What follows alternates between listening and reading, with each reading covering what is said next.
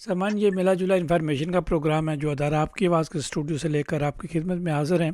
सामान जिस तरह हमने आज इंट्रो में कहा था कि आज हम ब्रेकिंग न्यूज़ भी आपको देंगे और कल जो मीटिंग्स हुई उस पर भी बातचीत करेंगे। तो हमारे साथ तजिया निगार अदनान अली अमीन हमारे साथ है। अदनान, एक बार फिर आपको खुश आमदीद कहते हैं। अस्सलाम वालेकुम बिस्मिल्लाहिर्रहमानिर्रहीम। मेरी तरफ से सब व्यूअर को प्यार नमस्कार, अस्सलाम वालेकुम। और वालेकुम आप कैसे हैं अदनान, हमने ब्रदर? कल प्रोग्राम किया था कि 6 बजे मीटिंग होगी और पाकिस्तानी नसात दहनस जो हैं वो मेयर की सीट पर चेयर करेंगे। तो क्या ये मीटिंग हो चुकी है? जी जी, ये मीटिंग कल होगी है क्योंकि ये मंथली एक मीटिंग होती है एमस्लॉट में। और जैसे मालूम है लोगों को नहीं होगा, मगर हमारा जो डिप्टी काउंसिल है एमस्लॉन का, उसको कल वो मीटिंग लीड करनी पड़ी थी क्योंकि जो मेयर है वो ज़रा बीमार है और उनका कोई ट्रीटमेंट थी, तो उसकी वजह से उनकी हाज़िरी नहीं थी कल। तो जो हमारे पाकिस्तानी इलेक्ट डिप्टी मेयर हुए थे 1 जनवरी को और सिटी काउंसलर बने थे कल, उनने वो मीटिंग लीड की है और अल्लाह ताला से वो मीटिंग खैरियत से हो गई है। और अब वो क्या कहते हैं, इस हफ्ते तो उनकी जिम्मेदारी है और लेट्स सी, अल्लाह ताला हमारे मेयर को सेहत तंदुरुस्ती दे, तो वो इंशाल्लाह नेक्स्ट वीक से मेरे ख्याल से अपनी जिम्मेदारियों पे वापस आ जाएंगे। तो फिर वो क्या कहते हैं, अपना रोल प्ले करने लग पड़ेंगे जो उनकी जिम्मेदारियां हैं और रिस्पॉन्सिबिलिटी है। तो जो कल की मीटिंग उन्होंने चेयर किया, कोई मसाइल हल हुए लोगों के? जो मसाइल होते हैं, जो बिल वगैरह इस तरह की बात होती है लोकल। ये भाई, ये तो मसाइल देखें, वो जो कानून होते हैं लोकली, वो डिस्कशन करते हैं, उनको ट्रीट करते हैं और कुछ हल होते हैं और कुछ क्या कहते हैं, उन पे काम करना होता है। तो वो तो हर मंथ अपनी-अपनी कमून है, जो 98 कमून है, वो तो एक डेली रूटीन से काम चलते हैं और वो चलते रहेंगे। मेन बात तो ये है ना कि अब लोग देखा जाए तो अ, अगले साल का क्या कहते हैं, हर कमून के अंदर डिस्कशन तो शुरू होगी हुई है ना कि 2027 का बजट कैसा बनना चाहिए। तो वो लोग अपना हर कमून में सॉल्यूशन देंगे। उसके बाद फिर वो जो मीटिंग होती है वो भी एक कैटलॉग बनाएँगे। तो फिर देखते हैं कि क्या बनता है अगले साल, क्योंकि जैसे ये तो एक क्या कहते हैं ना, इस वक़्त दुनिया के सिनेरियो ऐसे हैं कि किसी को पता नहीं वो किस तरफ जाएँगे और यहाँ का जो पार्लियामेंट का इलेक्शन हुआ था, उसकी नेशनल गवर्नमेंट कैसे बनेगी। तो अभी तो काफ़ी सवालात ओपन हैं और वो क्या कहते हैं, वो वैसे ही चलते रहेंगे और देखते हैं कि क्या बनता है फ्यूचर में।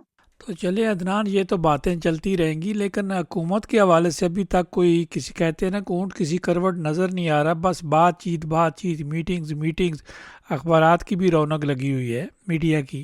देखिए राजा साहब, उसपे तो मैं एक बात कहूँगा कि मैंने आज जो लास्ट वीक के जो मुरहार का चेयरमैन है, जब मैंने उसकी जो स्टेटमेंट आज सुनी है, तो वो तो मुझे बड़ी हैरानगी की बात हो गई है कि सर उसने ये कह दिया कि वो 1 मंथ और लग सकता है। तो यही तो मुझे समझ नहीं आ रही कि 1 मंथ और लगना है गवर्नमेंट बनाते-बनाते। तो वो तो सिनेरियो आप देखें, आज हो गया क्या कहते हैं 15 अप्रैल और वो कह रहे हैं मतलब कि मई की बात कर रहे हैं। तो टेक्निकली देखा जाए मतलब कि हुकूमत जो है वो 2 हफ्ते अ, प्रोबेबली एक किस्म की पार्लियामेंट तो चलेगी एक्टिंग वे से, मगर देखा जाए गवर्नमेंट और पार्लियामेंट मतलब कि खाली 2 वीक काम करेंगे क्योंकि 1 जून के तो वैसे ही पार्लियामेंट क्या कहते हैं, पार्लियामेंट बंद होती है 1 जून से लेके 1 अक्टूबर तक। तो मेरे लिए तो वो बड़ी हैरानगी की स्टेटमेंट आई है कि ये लास्ट वीक ने कौन-सी बात की और क्यों की है, ये तो उसकी अपनी राय है। दूसरी बात ये है कि कल एक कंसर्वेटिव वाले मीटिंग में गए थे, तो वो शायद कह रहे हैं कि हम नहीं एक्सपेक्ट करते कि हम फ्यूचर मीटिंग में इनवाइट होंगे, इनवाइट होंगे कि नहीं, ये तो उनकी स्टेटमेंट है, मगर हुए तो हम आएँगे। तो देखा जाए मतलब कि गवर्नमेंट काफ़ी फँसी हुई है और बात वही है ना कि किसी को न न सिनेरियो सही तरह से नज़र नहीं आ रहा, मगर अब देखते हैं कि क्या बनता है। मीटिंगें तो कंटिन्यू रहती रहेंगी और ये भी तो हो सकता है कि एक नया कोई कोई काबली मुनस्सिर आए और वो कोशिश करे। तो फ़िलहाल तो यही है कि ये मामला काफ़ी फँसा हुआ है और पिछली बार 46 दिन लगे थे और अभी कह दें आप 7 और 15 और 6 डाल लें, तो एक किस्म का आप कह रहे हैं 21 दिन तो अभी हो गए हैं। तो लग वो ही रहा है कि तो ये पिछला रिकॉर्ड जो था वो भी टूट जाएगा इस बार गवर्नमेंट बनते-बनते, और आखिर में ये ना हो जाए कि समर के अंदर पता चले कि इलेक्शन हो रहा है भारत डेनमार्क का। ये तो एक बड़ी अजूबा बात हो जाएगी कि लोग वेकेशन की तरफ तैयारी कर रहे होंगे, समर वेकेशन की तरफ, और यहाँ पे हम इलेक्शन की क्या कहते हैं तैयारियां कर रहे होंगे। अदनान, लगता तो है तो मेरी हुकूमत बनाएगी। लास्ट लूके को पता है कि मैंने क्या करना है, तो जब लास्ट लूके राइट जा सकते हैं, लेफ्ट जा सकते हैं, रेड जा सकते हैं, ब्लू जा सकते हैं, तो वो हुकूमत बनाए। ये मुल्क सबका मुल्क है, किसी एक का मुल्क तो नहीं है। गज़ल साहब उसमें भी तो मिसाइल बहुत है ना, क्योंकि मसला ये है कि लास्ट लुइके जो है ना इस वक़्त जो ब्लो ब्लॉक है ना वो भी एक किस्म का स्प्लिट में है। क्योंकि जो मॉर्ट मेटा स्मिथ है ना 10th वोल्कर का, उसने डायरेक्टली कह दिया हुआ है कि मैंने किसी कीमत पे सपोर्ट नहीं करना कि लास्ट लुइके किसी गवर्नमेंट में बैठे। और उसने दूसरे दिन ही जब ये 10th की दूसरी स्कूल से एक क्या कहते हैं डिबेट कराता है ना, उस दिन उसने पेश का क्या कहते हैं एक किस्म का निकाब उतार दिया था। क्योंकि उस दिन उसने डिबेट में कहा था कि तुम और मैं बाहर बैठ जाते हैं तो हम बाकी के लोग पछिया के साथ गवर्नमेंट बना लेते हैं। तो लास्ट लुइका ने उस वक़्त कैटेगरी ना कर दी थी। अब लास्ट लुइके जो चाहता है वो बड़ा मुश्किल है, क्योंकि राजा सब उसमें ये है कि हर पार्टी ने अपना भी देखना है कि उनका फ्यूचर क्या है और आगे उनके लिए क्या है। अब लास्ट में ये तो नहीं ना एक्सपेक्ट कर सकता कि सुशैल तमगुत्से वाले और विंस्टा वाले कुट खा लें इलेक्शन के अंदर, तो वो फिर मीटा का किंग में बैठ जाएँ। वो फिर ये सोचेंगे ना कि ठीक है कि एक उम्र बन जाती है, 1 या 2 साल के लिए चल जाती है, तो फिर हम ये कह देंगे कि लास्ट लुइक का कसूर है। मगर लास्ट लुइक को उसमें ये पता है कि वो इतना है कि मैंने इस तरह की हरकत की तो मैं खत्म हूँ। मेरी पार्टी खत्म है, मैं खत्म हूँ। तो देखा जाए टेक्निकली बहुत ज़्यादा स्पेक्टर हैं इसमें जो प्ले रोल्स कर रहे हैं और जो आ रहे हैं। मगर हम लोग मैं खुद जब हिस्ट्री देखता हूँ, बैकग्राउंड देखता हूँ और करीबन कह लें काउंटेबल 1, 2 5, 6 के करीबन मैंने पार्लियामेंट के इलेक्शन में मेरा हो चुका हुआ है तजुर्बा, और मैंने खुद ही पार्टिसिपेट किया है और लोगों के साथ रहा हूँ, देखा है। मगर मैंने इस तरह का सिनेरियो कभी नहीं देखा कि जहाँ पे खलोगे हों, क्योंकि फ्लोप अच्छी बना भी लें, मगर वो इतने स्ट्रॉन्ग नहीं है, क्योंकि टेक्निकली उनको ना जो उनका जो सिस्टम है ना लास्ट लुइके के साथ, वो भी लुइस किंग जो निकल गए हुए हैं, ऑपोज़िट ही वो फ्लोप अच्छी को वोट देंगे।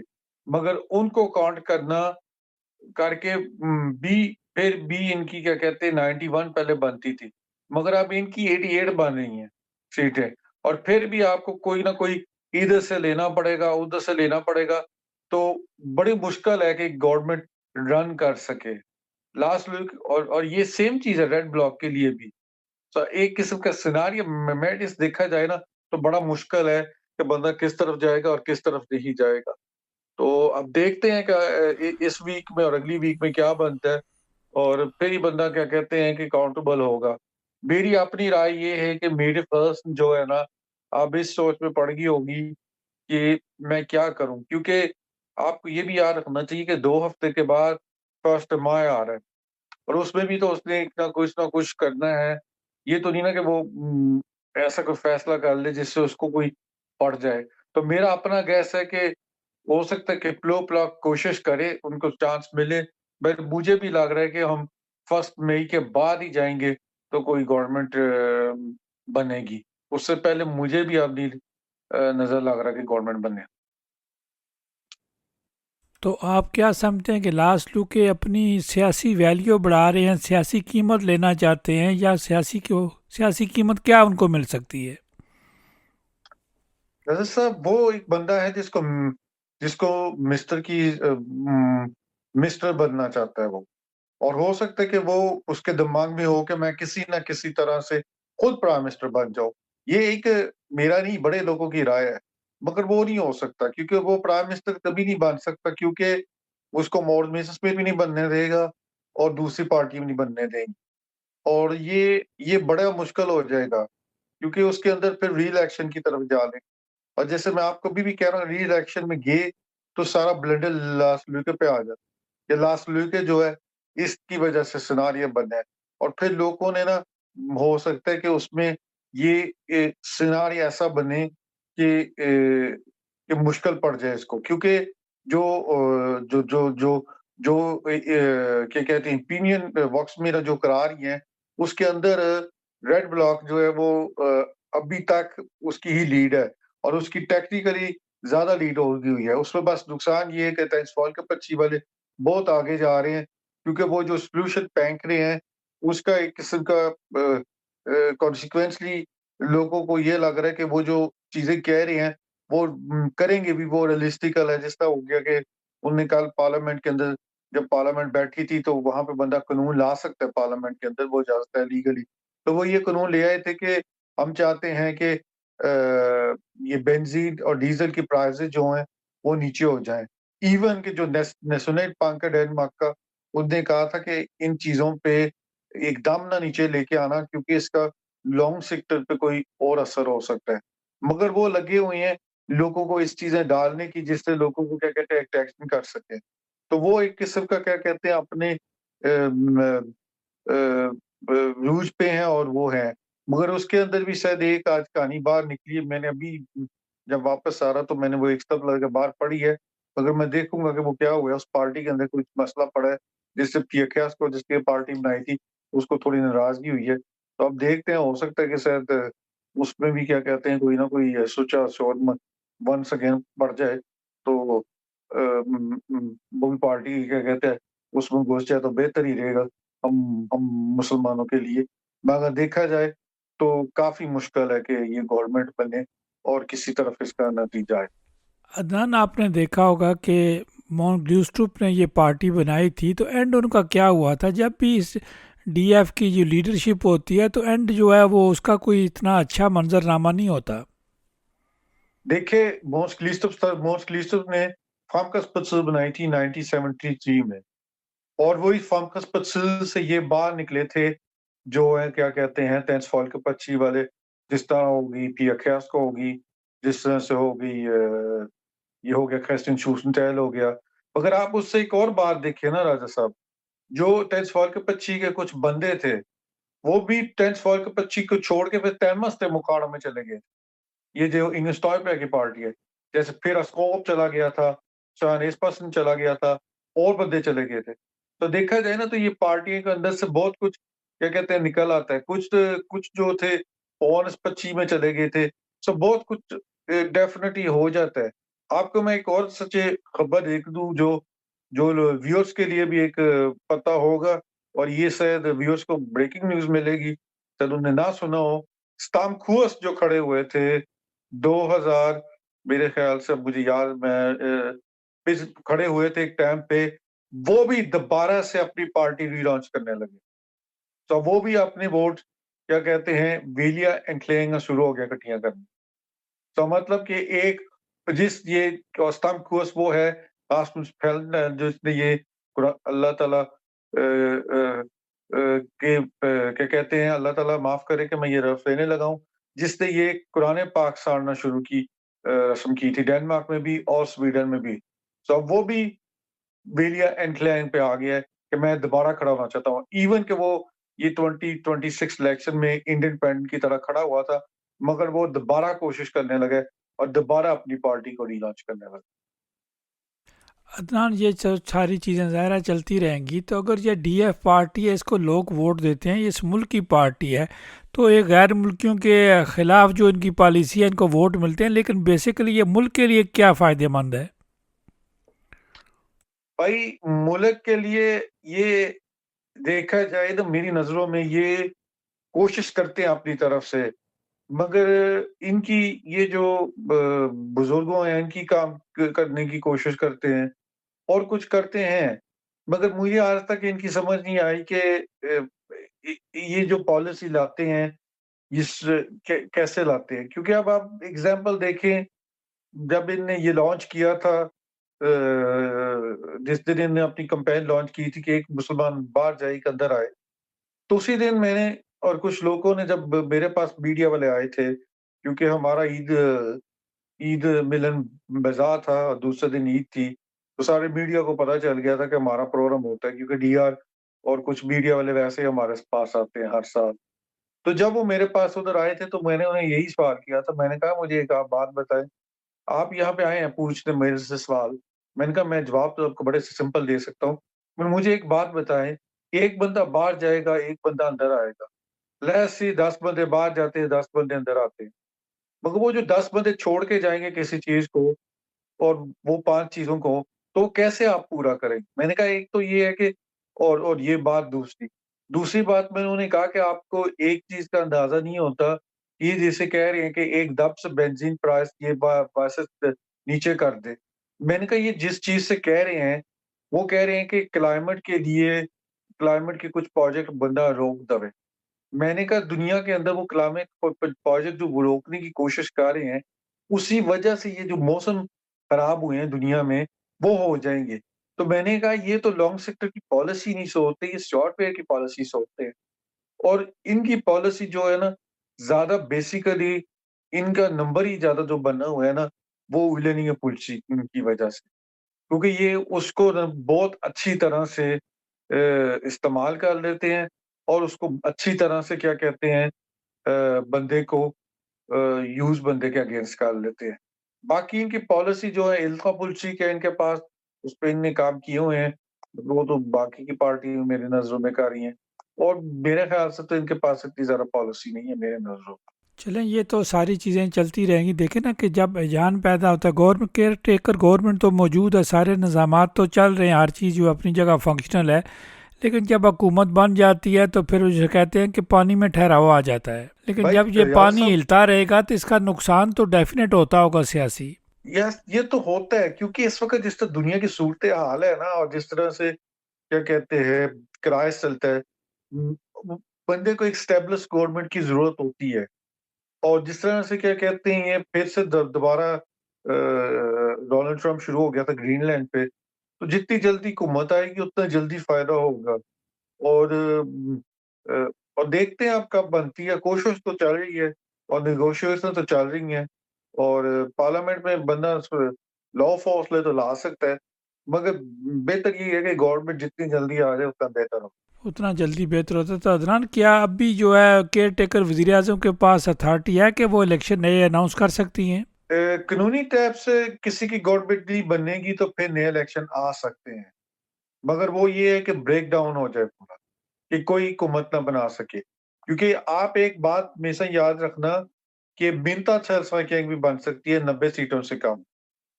वो बन सकती है कि दोनों ब्लॉक खड़े हो जाएँ और लास्ट में कि मैंने किसी ब्लॉक को नहीं देना, तो फिर जिसके पास ज़्यादा मेजॉरिटी होगी वो गवर्नमेंट बना सकता है। क्योंकि आप ये हमेशा याद रखना कि 2019 में लेटेस्ट जो हुकूमत मिन्ता गैंग थी ना, वो 2019 में थी, जब सुशील तम्बकचु अकेले बैठे थे। जब उनके पास थी करीबन मेरे ख्याल से 47 सीटें थी। तो उन्होंने कहा था कि हम इतपत चीज़ का गैंग बनाएँगे, जिसको मिन्ता का गैंग बने। सो वो बन सकती है। जो सिनेरियो अभी तक में भी बन रहा है, वो ये है कि ये हो सकता है कि मेरे फ़र्ज़ ये कि कोई लोग 25 से कोशिश कर ले कांग्रेस से बन जाए, तो वो ट्राई कर ले गवर्नमेंट बनाने के लिए। ये भी सिनेरियो है। मगर जैसे मैंने आप पहले भी कहा है कि मुझे नहीं लगता कि कोई गवर्नमेंट पहली मई से बनेगी क्योंकि वो बड़ा तय-आन है और उस सिनेरियो में तो बड़ा लेट्स सी कि इसके दिमाग में एक मीरा का किंग बनानी है, तो मेरे ख्याल से वो मीरा का किंग उसके बाद बनाएगी क्योंकि वरना बड़े लोगों का ऑब्जेक्शन उठ जाएगा कि ये इसने क्या किया। तो आई थिंक कि फर्स्ट मई के बाद ही गवर्नमेंट बनेगी क्योंकि आप देखें 14 दिन तो रह गए हैं करीबन फर्स्ट मई में। तो इंटरनेशनल वर्किंग्स डे मुझे नहीं लगता कि उससे पहले गवर्नमेंट बने। अदनान, आप तो बात करते हैं लेकिन जो हमारे सिटी काउंसलर भी हैं उनमें बहुत कम लोग एक्टिव होते हैं, सिर्फ मीटिंग तक ही महदूद रहते हैं, कमेटियों तक ही महदूद रहते हैं। वोट लेकर वो अपनी कम्युनिटी से तकरीबन बाहर ही निकल जाते हैं। देखिए, ब्रदर साहब इस पे मैं कोई कॉमर्स नहीं किसी इंसान पे करता, मैं अपना देखता हूँ। मेरा काम ये है कि मैं लोगों की जो ख़्वाहिशें हैं, जो लोगों की विशेज़ हैं, उनको आगे लेके जाऊँ, उनको क्या कहते हैं बता सकूँ और फिर क्या कहते हैं उस पे काम कर सकूँ। बाकी काउंसलर जो बने हुए हैं अपनी कम्युनिटी में एक्ट होंगे, डांस कमेटी में एक्ट होंगे, लोगों के बाहर निकलेंगे, लोगों से बात करेंगे, तो उनको ही फ़ायदा होगा। क्योंकि जब आप बाहर निकलेंगे तो आपको मसालों का भी जो मसाइल होते हैं उनका भी पता चलेगा और मसाइल तो बहुत होते हैं। जैसे मैंने आपको कल भी कहा था, पहले भी कहा था कि मसले हल करने के लिए बंदे को कम्युनिटी में निकलना पड़ता है। जिस एरिया में मैं रहता हूँ यहाँ पे 2, 3, 4 मसले हैं और मैं कोशिश करता हूँ कि जब मेरी किसी बात हो, तो मैं आगे पे चाहता हूँ, मैं डायरेक्टली मेयर को भी लिख देता हूँ कि ये मसला है, इस पे बात करो। तो वो फिर कहते हैं हम देखते हैं इन चीज़ों को कैसे कर सकते हैं। तो बात यही होती है कि आप अपना काम कंटिन्यू रखिए मगर आप दिल से काम करें और हर मसले को दिल से हल करने की कोशिश करें और जितना आपको क्या कहते हैं आप मसले को हल करने की कोशिश करेंगे, उतना ही आपको एक्सपीरियंस मिलेगा उस चीज़ का और वही एक्सपीरियंस आप आगे लेके जा ज़िंदगी में। हर चीज़ का एक ना एक का क्या कहते हैं, बंदे को एक्सपीरियंस जब मिलता है, तो बंदा उन चीज़ों से सीखता है और बंदा क्या कहते हैं रास्तों से बंदा आगे पहुँचता है। और यही मेरा स्लोगन है कि आप किसी की मदद कर सकते हैं तो प्लीज़ मदद करें और आप गाइडलाइन दे सकते हैं तो प्लीज़ गाइडलाइंस अदनान, आखिरी सवाल है इंटरनेशनल पॉलिटिक्स में, चूँकि ये रिलेटेड है लोगों के साथ, हमारी हुकूमत के साथ भी ये बात चलती है, रिलेटेड होती है हमारे मुल्क के साथ। तो डोनाल्ड ट्रंप साहब ने ऐलान किया कि हमारा मुआहदा हो सकता है कि दोबारा मुज़ाकरात जो होंगे वही पाकिस्तान में होंगे। जी, राजा साहब इस पे 2 राय हैं कि जो जो मज़ाक कर रहे हैं उसकी खबर यही है कि सेकंड राउंड आएगा और जल्दी आएगा पाकिस्तान में। मैं आपको ये बता दूँ कि हमारा जो फील्ड मार्शल है, आर्मी चीफ है और जो इंटीरियर मिनिस्टर है मौसूम नकवी, वो ईरान गए हैं तेहरान आज मिलने फॉरेन मिनिस्टर से और वो जो डेलीगेशन है गई थी पाकिस्तान और उसमें क्या कहते हैं शायद कोई अमेरिका का मैसेज लेके गए हैं वो। तो देखते हैं कि अब उससे क्या बनता है। मेरी अपनी राय यही है कि सेकंड राउंड आएगा और ये जल्दी आएगा और इंशाल्लाह ताला पाकिस्तान में ही आएगा क्योंकि जब पाकिस्तान फैसिलिटेट कर रहा है, तो फिर पाकिस्तान में ही आना चाहिए और अल्लाह ताला करे कि सेकंड राउंड ऐसा आए कि जिसमें इनका अमल हो जाए और सारी दुनिया को क्या कहते हैं फ़ायदा हो और सबको सुकून मिले क्योंकि इस जंग से किसी को फ़ायदा नहीं। जिस जिस जंग के अंदर करीबन 60 मासूम बच्चों की शहादत हो जाए, वो बहुत बड़ी बात होती है। तो अल्लाह ताला करे कि इस जंग को जल्द से जल्द ख़त्म करे और अल्लाह ताला करे कि डोनाल्ड ट्रंप को भी अक्ल आए कि बंदा जब जंगें नहीं करता, इससे फ़ायदा कोई नहीं होता। और बात वही है कि बस और दूसरी बात ये होती है कि इंसान को ये सोचना चाहिए कि बंदा जब डील करते हैं ना, तो डोनाल्ड ट्रंप को ये भी हमेशा याद रखना चाहिए कि इसके बाद भी किसी प्रेसिडेंट ने आना है और मुल्क को चलाना है। तो ये ना करे कि जाने जाते-जाते अपने क्या कहते हैं, अपने लिए मुसीबत पा ले। क्योंकि मेरी हिस्ट्री में मैंने बहुत अरसे के बाद जब मैंने पूरा पढ़ रहा था, देख रहा था, मैंने 1974 के निक्सन के बाद नहीं देखा कि कोई अमेरिका में बात कर रहा हो कि अमेरिका के सदर को उतारना कैसे है। मतलब कि हर किस्म का कानून, हर किस्म की क्या कहते हैं बात जा रही है।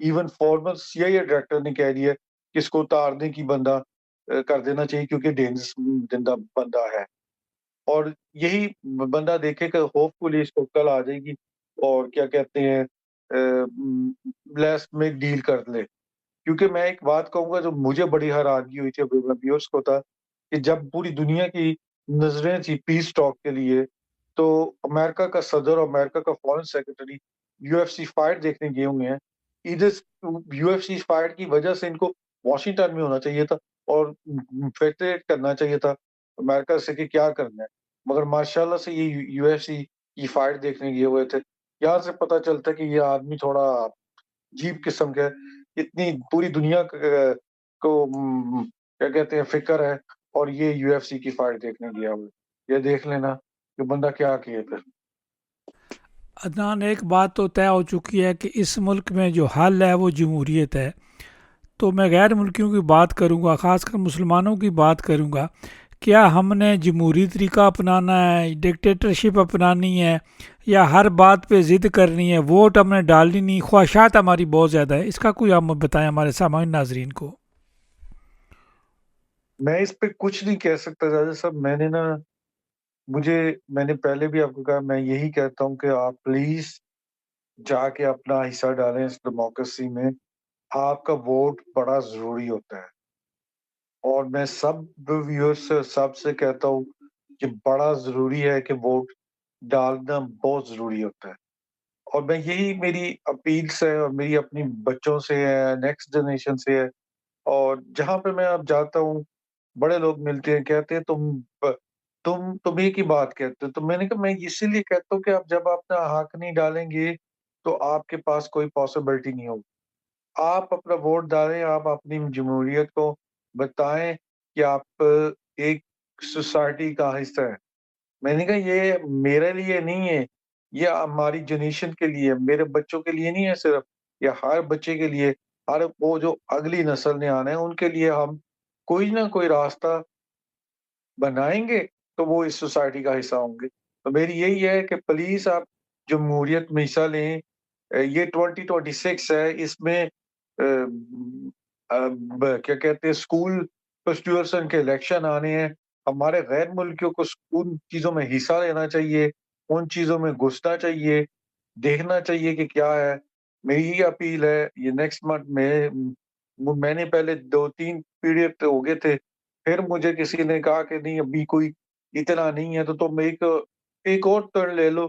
मैंने कहा ठीक है, मैं देखता हूँ कि मैंने कहा था कि मैंने एक किस्म की तो प्ले अपनी कर दी है, मगर वो कहे थे नहीं अभी भी ज़रूरत है। मैंने कहा देखो, ज़रूरत है मगर हमें और लोग भी लाने चाहिए इसके अंदर।